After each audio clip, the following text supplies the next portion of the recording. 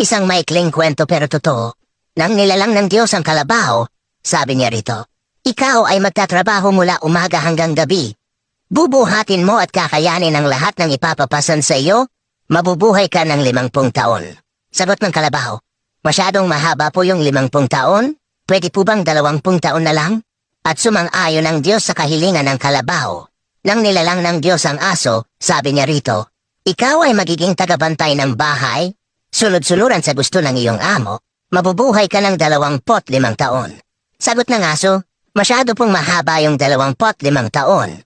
Pwede po bang 10 taon na lang? At sumang-ayon ang Diyos sa kahilingan ng aso.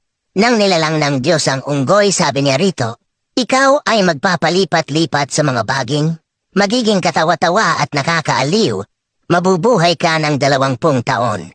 Sagot ng unggoy, masyado pong mahaba yung 20 taon, pwede po bang 10 taon na lang? At sumang-ayon ng Diyos sa kahilingan ng unggoy. Nang nilalang ng Diyos ang tao, sabi niya rito, ikaw ang pinakamatalinong nilalang sa mundo, magiging amo ng lahat ng mga hayop, dodominahin mo ang buong mundo, mabubuhay ka ng 20 taon.